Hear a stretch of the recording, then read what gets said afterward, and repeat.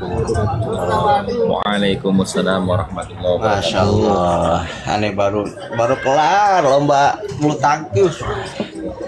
Allahu Akbar. Iya.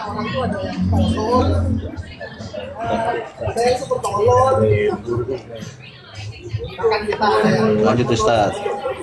Geng, Wali lanjut. Teman-teman, saya ingin membahas tentang tadi itu ya, statementnya Kiai Imaduddin Usman Al-Bantani terhadap Gus Baha dan Ibnu Harjo. Nah, kalau Ibnu Harjo ini saya sudah paham ya, tapi Gus Baha ini statementnya seperti apa? Yang mendasari Kiai Imad mengatakan beliau ini tidak meneliti secara mendalam, tapi hanya sekedar membaca teks saja. Ada yang tahu enggak teman-teman? Atau mungkin ada rekaman statementnya Gus Baha gitu? Gini Gus, menyebut dua nama Gus Baha dan Mardian itu didasari dari pertanyaan gitu loh. Di orang bertanya jawaban dari Kiai Imad. Poin pertanyaannya begini, Kiai Imad, bagaimana pendapat Anda tentang Gus Baha yang katanya meyakini dan juga Mbah Rian yang sempat membuat krisis Panjenengan. Kemudian Imad merespon itu tadi poin Gus Baha menurut Anda Imad itu ya tidak menverifikasi, tidak di kitab nasab itu untuk Gus Baha. Dan saya sendiri dengan teman itu langsung ke Gus Baha bahwa Gus Baha ini tidak pernah baca kitab nasab, apalagi yang spesifik membahas tentang nasab keturunan Ahmad bin Isa. Kalau yang untuk Kiai Imad terkait Marian itu ya sudah ada Sudah. dari Ahmad itu kan. Iya, sudah. Iya, yang saya pertanyakan itu statementnya Gus Baha itu apakah ada yang punya rekamannya atau videonya gitu, Kiai? Terus dia itu merujuk kepada kitab apa sehingga Kiai Imad itu mengatakan bahwasannya Gus Baha itu hanya sekedar membaca saja, tidak meneliti gitu loh. Ya, jadi sampai dengan hari ini tidak ada video yang kemudian terpublik tentang statement utuh Baha ini Habib Alawi itu Nabi tidak ada. Nah, jawaban Kiai itu timbul dari pertanyaan penanya, di mana menurut penanya Gus Baha itu, sekali lagi menurut pendapat penanya, Gus Baha itu terlihat masih akrab, masih bersama dengan Habib, dan jatuhnya menurut penanya Gus Baha itu percaya dengan nasabnya Habib Alawi nyambung ke Rasulullah. Itu kemudian Kiai ya dengan bahasa sederhana saja bahwa Gus Baha itu bukan peneliti, itu. Iya. Memang benar kalau kita merujuk kepada kepada statementnya Gus Baha tentang makamnya Habib Al-Kaf itu kan. Nah, itu kan juga tidak benar, tapi kan apakah itu jawaban serius atau hanya sekedar guyonan kan kita harus pastikan dulu. Tapi kalau jawabannya memang serius seperti itu kesalahan besar gitu. Kesalahan besar itu. Karena analoginya kepada ambulan. Itu kan kias ma'al farik itu. Gitu. Ya dengan ambulan kan saya akhirnya memberi isbat. Saya mengisbat Gus Baha dengan Gus ambulan. Gus Ambulan. Ya, saya yang mengisbat. Marah, Gus Baha marah, orangnya marah. Ya nggak apa-apa.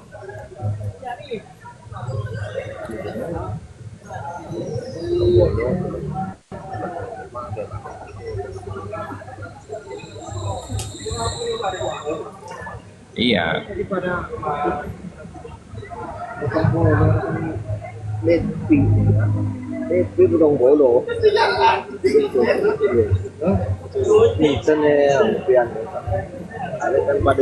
Saya itu sudah membaca ya kitab Qami'ul Masawi, bantahannya Kiai Imad terhadap Khulosatun Nafisa itu karyanya Ibnu Harjo.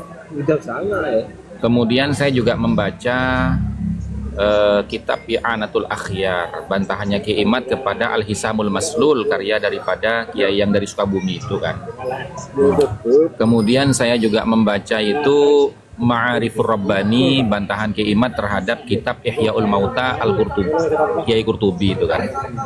Nah itu semuanya argumentasi yang dibantah oleh Kiai Imad itu receh semua, Kiai. Gitu, receh semua. Justru menurut saya ya, pandangan saya yang awam di bidang itu, justru lebih sistematis argumentasinya Kiai Imad dibandingkan mereka-mereka. Karena saya berani membuktikan itu. Di mana di dalam kitab Ma'arifur Rabbani itu kok berani gitu loh seorang kiai itu memalsukan redaksi kitab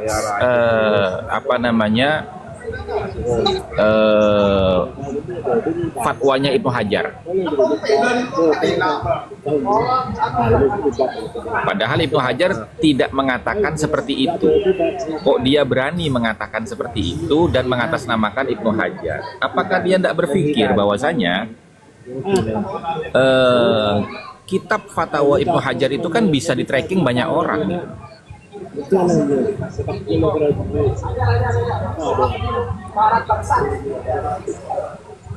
Mana ya?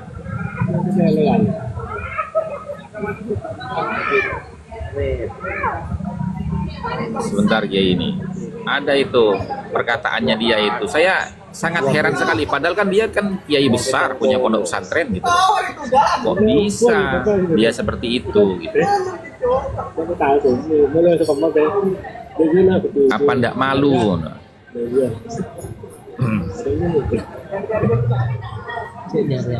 Terus seperti Kiai Qurtubi itu apa ndak malu dia itu?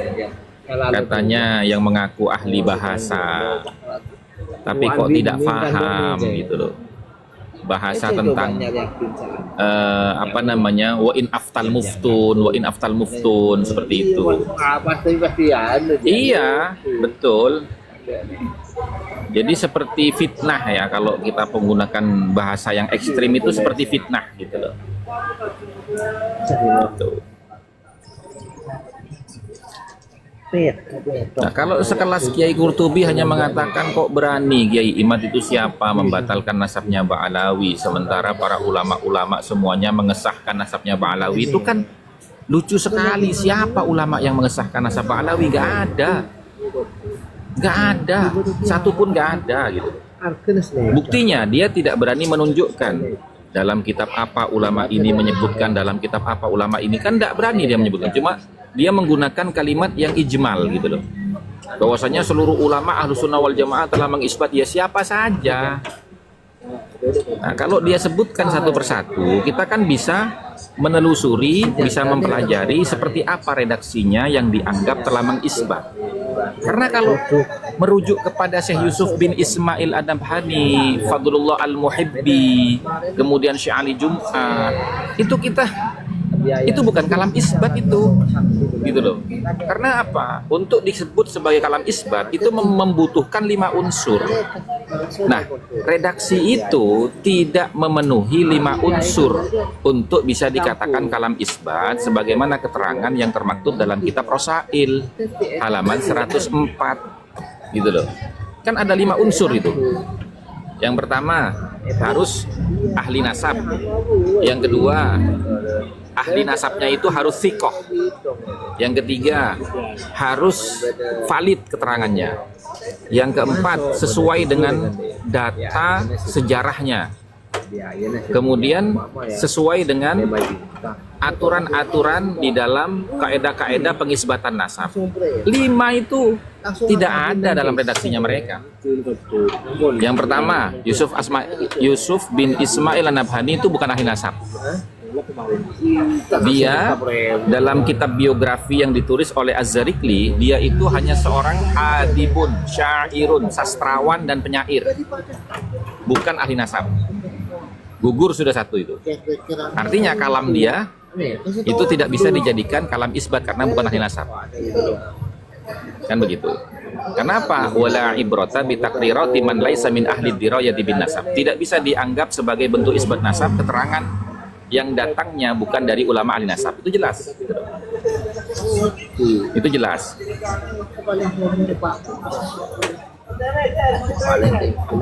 Ya, silakan, monggo, monggo. Monggo silakan. Waalaikumsalam warahmatullahi wabarakatuh.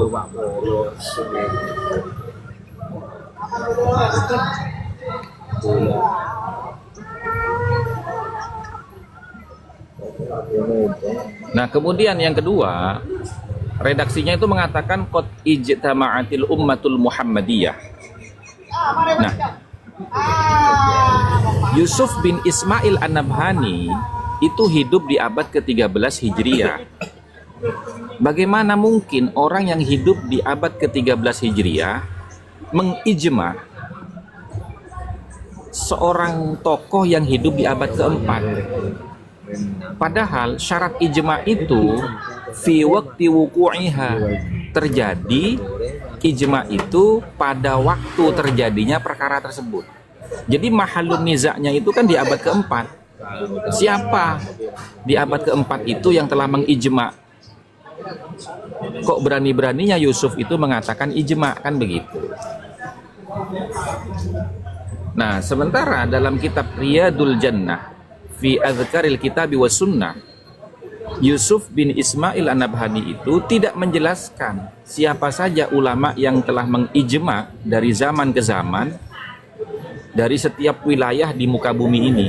Nggak dijelaskan di situ. Makanya kami berinisiatif untuk mengatakan itu sebagai kalam maddah, bukan kalam isbat, gitu loh. Alasannya kenapa kok kami katakan kalam maddah? Satu, karena dia itu biografinya seorang sastrawan dan penyair. Nah, sastrawan dan penyair itu biasa menggunakan kalimat-kalimat pujian, di mana kalimat-kalimat pujian itu redaksi dan maknanya itu tidak sesuai dengan faktanya. Contoh misalkan, ketika kita memuji Kanjeng Nabi Muhammad dalam maulid, anta syamsun anta badrun, apakah Nabi Muhammad itu fakta realitanya matahari dan bulan? Kan tidak. Beliau manusia biasa. Tapi itu bentuk kalam maddah, pujian, gitu loh teman-teman. Ya, makanya coba suruh ke sini Kiai Fattah itu, gitu loh. Jangan cuma ngomong di gerombolannya sendiri, gitu loh. Wong saya tiap malam di sini kok mau cari-cari saya. Ya kalau memang mau cari saya secara offline datang aja ke Bangkalan. Gitu. Kan kamu masih hubungan family dengan saya, gampang cari saya. Di mana Hasan? Kan gitu. Ngapain pakai keluar-keluar di medsos? Saya cari-cari Hasan itu katanya. atau saya datang ke pondoknya kamu. Gitu loh, di Sampang. Kan gitu. Mak je ruwet.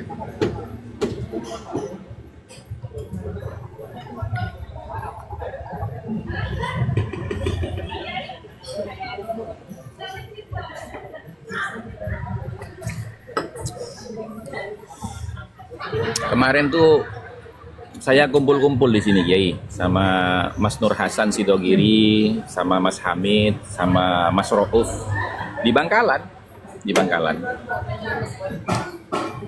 Kan kakak saya meninggal itu baru kemarin tuh 7 harinya. 7 harinya baru kemarin gitu.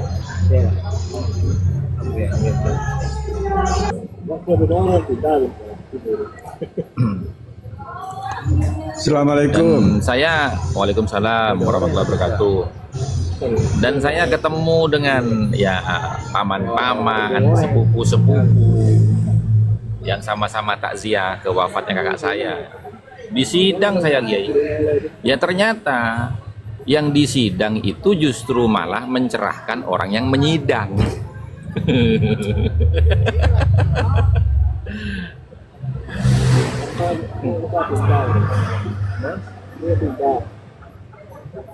Selamat datang kebenaran gitu ya Ustaz. Iya, selamat datang kebenaran paman-pamanku, saya bilang gitu. Sama, jadi kasusnya itu mirip dengan saya.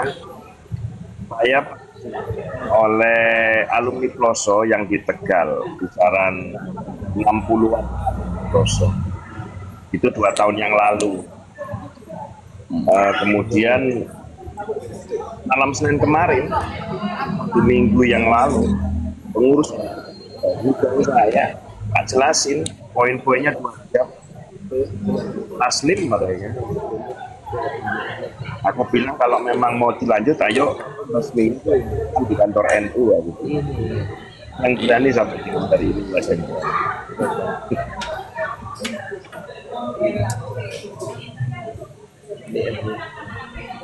Ini kan contoh ini Kiai ya, contoh ya. Ketika Kiai Qurtubi itu dalam kitabnya Ihyaul Mauta itu mengkritik Kiai Imaduddin, dia mengatakan begini. Wasani, adapun poin yang kedua, wusifa hadzat ta'inu bil mutakabbir. Disifati si pembatal nasab ini bil mutakabbir dengan sifat kesombongan. Al mutakabbiru ismun fa'ilun minat takabburi.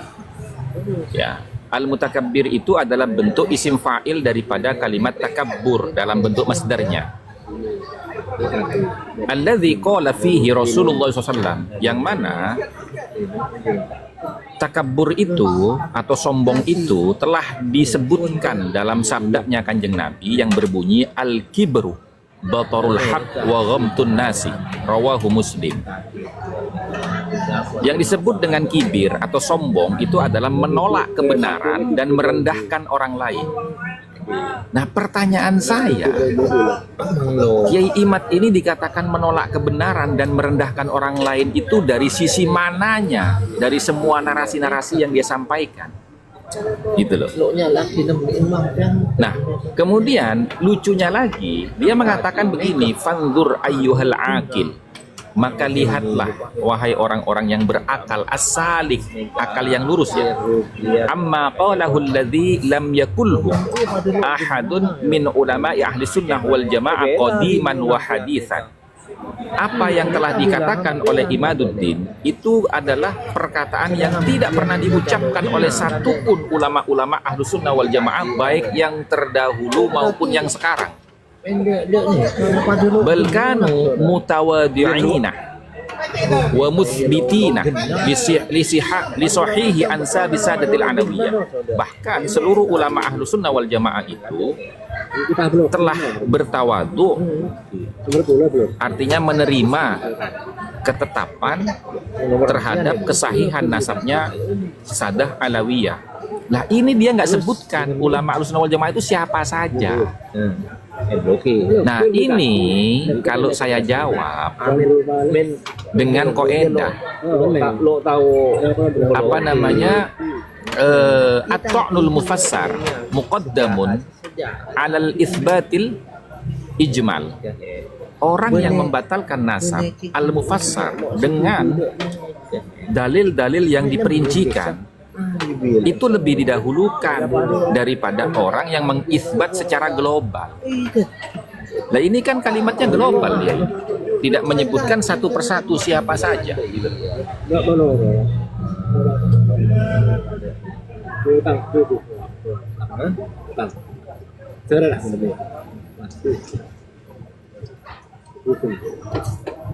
Lucu gitu. Itu Ustaz, kalau dia tidak mampu menyerang pikirannya, ya dia serang orangnya gitu. Kan udah penurunan derajat dari ilmiah. Nah, iya makanya. Padahal kan begini ya, Kiai Imad itu dia mengatakan begini,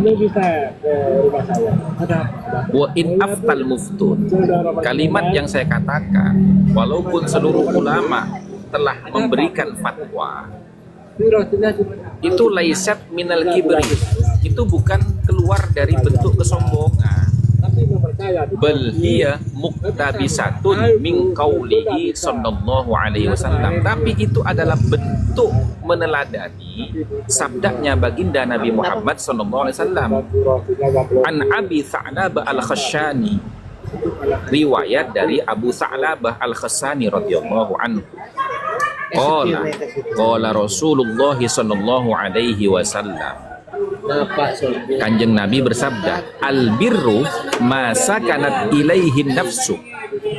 Ya, kebenaran itu adalah perkara yang bisa menenteramkan jiwa.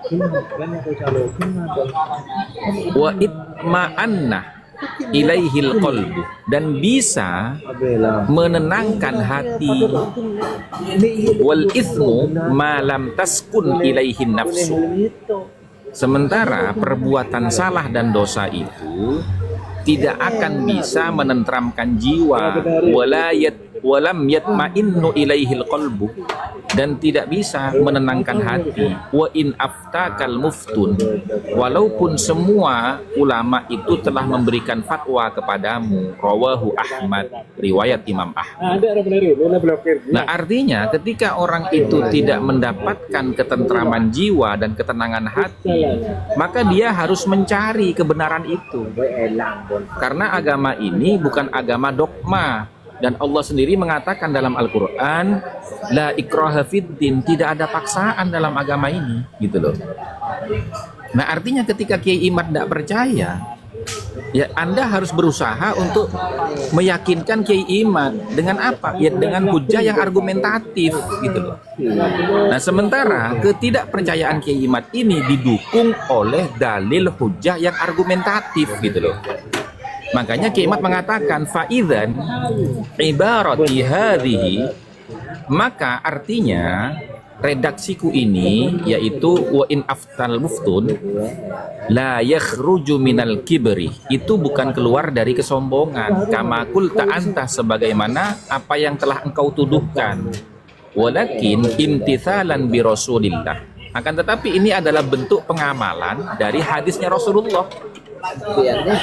Falladzi tayaqqana fi qulubina biddalailil wadihat, maka siapapun yang mampu memberikan ketenangan di dalam hati kami, biddalailil wadihati, dengan bukti-bukti yang jelas, bi annahu haqqun, bahwasanya keterangan itu benar, wan syarahat sudurona, dan bisa menenteramkan jiwa kami, fihi, berdasarkan bukti-bukti tersebut, anna Ba'alawi laisu min dzurriyyati Rasulillah SAW, bahwasanya Ba'alawi itu bukan dzurriyyahnya Nabi. Fala yajuzu lana an na'dila anhu wa in aftanal muftun, maka kita tidak boleh menerima pendapat itu walaupun banyak yang memberikan fatwa, kan gitu. Artinya apa? Argumentasi yang diberikan oleh Kiai Imad itu nggak sebanding dengan argumentasi yang mereka tuduhkan kepada Kiai Imad, gitu loh teman-teman. Iya. Karena Kiai Imad itu lebih sistematis. Nggak dijawab, iya. Iya. Terjawab. Betul, betul.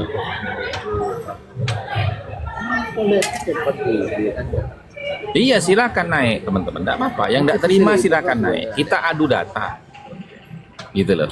Silakan naik yang tidak terima.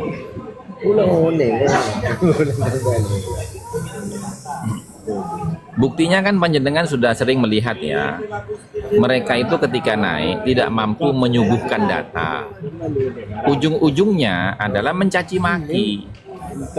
Kan pernah sampean ngalami di sini kan? Iya. Iya. Kita berusaha berdiri pada kaidah-kaidah itu, tapi mereka justru keluar dari situ. Betul. Betul.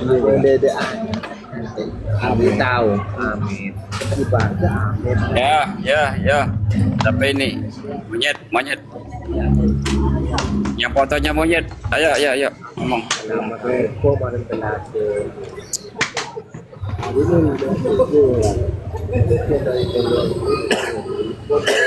Itu foto monyet apa foto beruk sih, Gus? Nggak tahu aku. Jenis-jenisnya aku nggak kenal. Yang kenal kan imam besarnya mereka. Ini. Iya, jenderalnya Rizik ini. Jenderal monyetnya Rizik ini kayaknya. Ayo ngomong. Nyet. Orang yang naik. Iya, monyet Sebut satu nama ekor. dong. Panggil nama dong. Ayo monyet. Ya fotonya monyet. Ya kita kan punya nama. Ya namamu Iya, namanya siapa? monyet, Namamu gimana? siapa? Kok takut kali? Namamu siapa? Takut sekali nyebut nama saya. Namamu siapa? Ya dibaca sendiri dong. Oh, berarti kamu nggak bisa baca tulisanmu sendiri ya? Nggak bisa. Oh, nggak bisa ya, turun aja kalau nggak bisa. Turun aja. Orang dungu berarti. Turunin aja, silakan. Itulah modelnya. Itu Saya berani modelnya, kok tahu, Gus. cuma karena ketakutan. Kalau itu nggak gentleman, nyebut namanya takut.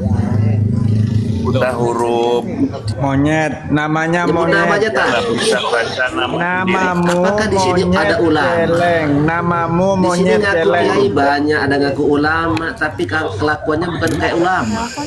Udah lagi celeng, udah lagi babi Namamu celeng, monyet babi lagi celeng.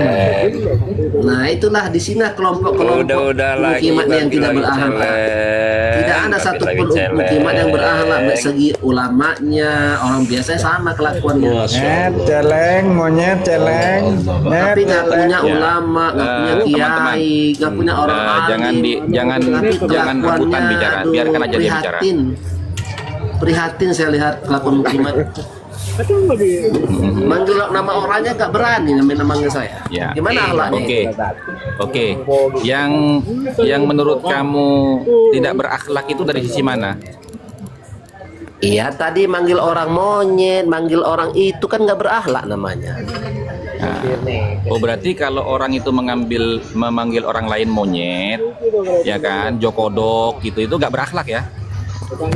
Babi gitu Kenapa nggak berakhlak komentar ya? ke Jokodok? Saya nggak nyebut Jokodok kok. Loh, kan ada yang ngomong Saya nggak seperti nyebutin. itu. Kan ada yang Ya ngomong kalau seperti itu. langsung tegur ke dia. Loh, Jangan di belakang-belakang. Bukan, saya bukan bicara di belakang. Saya itu mengikuti narasimu. Itu ghibah Setiap kok di belakang orang itu yang namanya tidak ghibah. berani. Loh, kok lari ke ghibah? Coba ghibah itu apa sih? Mencerita aib saudaramu di belakangnya. Enggak dong. Itu namanya fitnah. Wah, udah turun. Fitnah itu Ngaji dulu. fitnah itu. Ngaji dulu.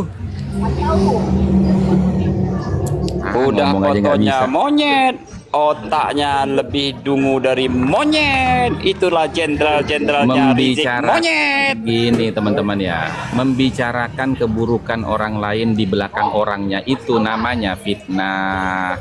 Itu loh teman-teman.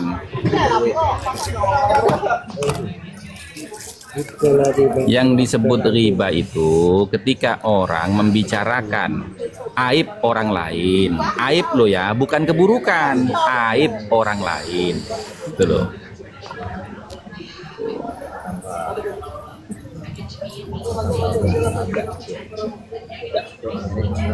Dan gini teman-teman ya, mohon maaf ya, kalau ada orang-orang kayak gitu itu nggak usah rebutan ngomong, nggak usah. Karena apa? Nggak perlu dibela kita ini, udah biarin aja dia bernarasi, dengerin aja.